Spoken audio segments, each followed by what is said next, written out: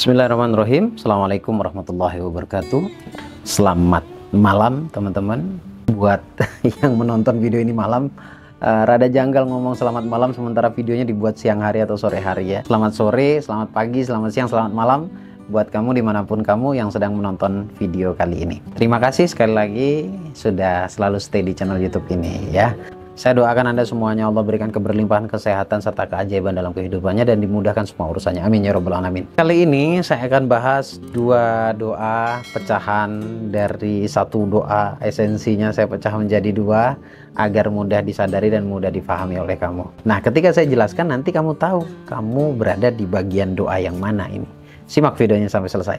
Baik teman-teman, sebelum kita lanjut pembahasannya, saya ingin berikan informasi dua hal. Yang pertama, ajakan saya untuk Anda yang merasa punya luka batin, yang merasa hidupnya gelisah, yang merasa hidupnya tidak bahagia, yang merasa kalau berdoa kenapa tidak dikabulkan, juga salah satu sebabnya adalah luka batin. Dan saya akan bahas secara gamblang di seminar online yang saya adakan pada tanggal 7 Desember pukul 19.30 sampai selesai, biasanya sampai jam 10. Nah, di sana kamu akan memahami kenapa luka batin itu menjadi penghambat doa, dan luka batin itu seperti apa, dan bagaimana kejadiannya di luka batin, dan perasaan orang punya luka batin itu kayak apa, dan bagaimana cara mengatasinya. Silahkan segera daftarkan diri kamu untuk mendapatkan semua pemahaman yang tadi saya sampaikan. Untuk pendaftarannya langsung hubungi nomor WA yang ada di monitor atau klik link yang ada di deskripsi. Mbak Putri nanti akan dipandu bagaimana cara mendaftarnya. Kemudian yang kedua, seminar offline kembali saya adakan di Jakarta Selatan ya, tanggal 14 Januari 2024. Manfaatkan kesempatan ini sekali lagi karena di sana saya akan bahas tentang esensi kehidupan dan bagaimana caranya agar kehidupan kita lebih layak, lebih baik dan lebih membahagiakan di masa yang akan datang, dengan satu tema yaitu spiritual, the law of attraction. Namun sebelum berbicara law, saya akan buka satu akar yang akan membuat Anda sadar dan membuat Anda ketika praktek loanya itu mudah terwujud dan mudah terrealisasi dalam kehidupan kamu, yaitu konsep doa atau rahasia keajaiban doa. Jadi manfaatkan kesempatan ini, ikut ambil bagian di sana, segera daftarkan diri kamu, dan untuk pendaftarannya hubungi nomor WA-nya Mas Roni atau Mbak Putri, ada di layar monitor, nanti akan dipandu oleh mereka. Baik teman-teman, seperti yang saya sampaikan tadi di awal video, saya akan bahas pecahan doa yang insya Allah kamu akan tahu kamu berada di yang bagian mana nih. Ada dua yang ingin saya bahas di sini, yaitu doa formal dan doa non formal. Pada bingung ya, terutama orang-orang yang baru nonton, yang belum pernah ikut seminar-seminar yang saya adakan. Tapi kalau sudah pernah ikut seminar yang saya adakan baik online maupun offline, Anda familiar banget dengan kalimat ini ya, dengan pecahan atau doa yang saya sampaikan ini, yaitu doa formal dan doa non formal. Doa formal itu apa sih? Kalau ini sih penjelasannya tidak terlalu panjang ya. Doa formal itu adalah doa yang kita lakukan secara dohiriyah, Apa itu contohnya? Doa setelah sholat, misal doa Anda menghadiri majelis ilmu, mungkin pasti di sana ada doa dong. Kemudian Anda melakukan bacaan atau wiritan dan ritual-ritual tertentu. Tapi kita bicara riset ya, kita bicara diri kita masing-masing. Apakah itu membuahkan hasil teman-teman? Sebenarnya dari tiga hal itu sama sekali tidak ada yang salah. Sama sekali tidak ada yang salah, karena itu sebuah perintah dan saya pun melakukannya. Ya, contoh tadi doa setelah sholat. Bukan sholatnya ya, doa setelah sholat. Kemudian menghadiri majelis ilmu, kemudian wiritan dan lain-lain. Karena banyak banget yang mungkin Anda merasakan sudah ibadahnya luar biasa nih. Sekali lagi ibadahnya nggak salah nih. Kemudian sudah menghadiri banyak majelis ilmu ya, ikut pengajian sana sini, kemudian ikut seminar sana sini. Kemudian yang ketiga adalah contohnya yaitu sudah wiritan dan lain sebagainya, tapi hampir tidak ada hasil. Nah, di mana letak salahnya? Nggak salah, sebentar dulu saya akan jelaskan semuanya ya. Jadi doa formal itu tetap Anda lakukan, nanti rahasianya ada di doa non formal. Nah, doa formal ini akan jauh lebih kuat daripada sebelumnya kalau Anda paham doa non formal. Kuncinya ada di sini. Doa formal itu semuanya kita lakukan secara dohiriyah, hanya melakukan saja, tidak lebih. Bahkan mungkin Anda nih yang sekarang nonton punya satu prinsip, Yang penting saya melakukan, yang penting sholat, yang penting hadir di majelis ilmu. Nggak ada kata yang penting, karena emang penting gitu loh. Saya katakan tadi bahwa kekuatan sebenarnya, pendukung, support sistemnya yaitu ada di non formal. Semoga nanti ketika saya jelaskan di bagian non formal Anda bisa paham banget nih. Sekali lagi saya mau tekankan di sini. 3 contoh tadi yang saya sampaikan tidak salah. Sama sekali tidak salah. Hanya saja tidak didukung oleh perasaan Anda. Nah, yang saya akan bahas yaitu doa non formal. Sudah keep ya? Paham ya doa formal itu apa? Sekarang kita masuk yang kedua yaitu doa non formal. Apa itu doa non formal? Doa non formal itu pikiran. Apa yang ada di pikiran? Yang kedua adalah ucapan. Apapun yang sering kamu ucapkan. Yang ketiga adalah perasaan. Apapun yang sering kamu rasakan. Dan yang keempat adalah tindakan yang sering kita lakukan. Perilaku kita. Nanti pasti akan Anda temukan korelasinya. Nah, pikiran dulu saya bahas. Sadar nggak sih?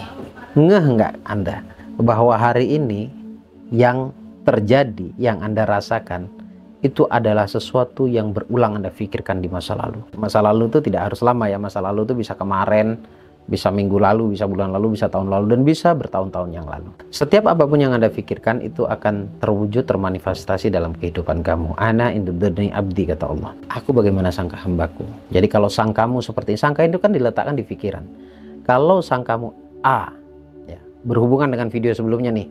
Kalau sangkamu A bahwa uang bukan segalanya, uang nggak dibawa mati, kemudian uang sumber masalah. Kalau itu yang kamu pikirkan berulang, maka sejatinya kamu nggak mau hidupmu kaya, nggak mau hidupmu berlimpah, nggak mau dalam kemudahan rezeki. Hati-hati dengan pikiran. Dan sekarang saya tanya, terjadi nggak di dalam kehidupan kamu ketika kamu menanamkan sugesti-sugesti seperti itu? Oke, hampir sebagian orang mengatakan ya terjadi. Sekarang ucapan kita dengan entengnya ngucapin hal-hal yang tidak kita inginkan. Saya nggak bisa apa-apa. Perhatikan ya, saya tuh mudah gagal orangnya.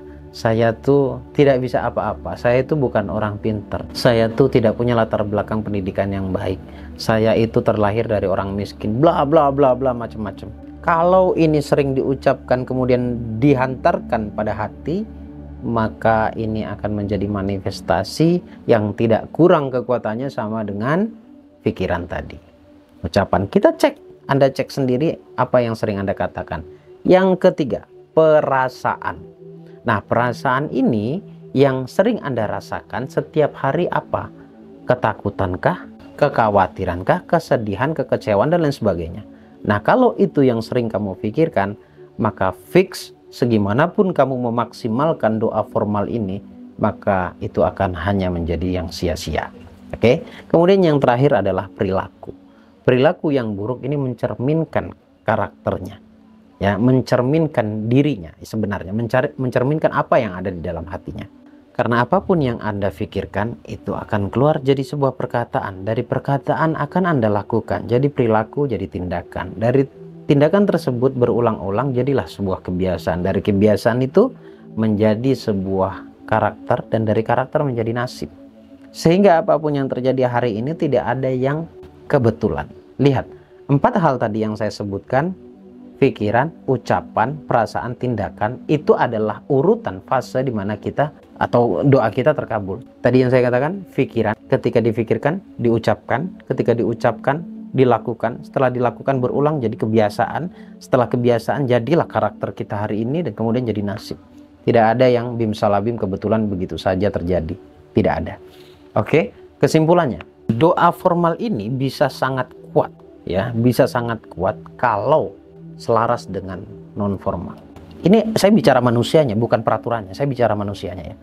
Doa formal itu sebenarnya mengajarkan kita untuk mengucapkan atau memikirkan sesuatu yang baik.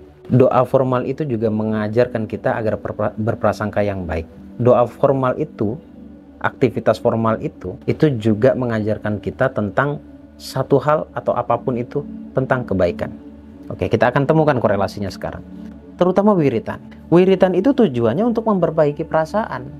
Tapi kalau Anda tidak baik perasaannya, walaupun sudah banyak wiritannya, saya tanya, wiritannya yang salah atau Andanya yang salah? menurut saya, kalau Anda bertanya ke saya, menurut Gus Baraja apa? Menurut saya, wiridanya nggak salah, sholatnya nggak salah, majelis ilmunya juga nggak salah. Yang salah adalah mindset Anda, mindset kita. 3 hal ini tidak mengabulkan doa kita, tapi 3 hal ini menjadi sebab dikabulkannya doa kita. Jadi kalau Anda combine, Anda korelasikan antara formal dan non formal, cakep banget, jadi powerful banget. Dan semua esensi pembelajaran, esensi dari pengembangan diri, kari titik banget, 1 menit. Nanti papa ke situ ya. Dan esensi semua pembelajaran, pengembangan diri, motivasi, penyembuhan, itu pada akhirnya sebenarnya esensinya ingin mengkorelasikan antara doa non formal dengan doa formal itu sendiri. Karena ketika doa formal dan non formal ini ketemu atau berkesinambungan, seimbang, maka sejatinya manusia itu yang disebut manusia yang lidahnya ampuh, hatinya ampuh, dan doanya mustajab. Itu akan terjadi, itu akan menjadi dalam hidup kita. Semoga bermanfaat teman-teman. 2 hal ini penting untuk kita sadari, untuk kita fahami, dan untuk kita mengerti. Lalu kita bisa mempraktekannya agar hidup kita menjadi hidup yang bahagia, menjadi hidup yang benar-benar bermanfaat, tidak hanya untuk diri sendiri tapi juga untuk orang lain. Terima kasih. Sampai ketemu di video berikutnya. Saya Bagus Baraja. Assalamualaikum warahmatullahi wabarakatuh. Semoga bermanfaat.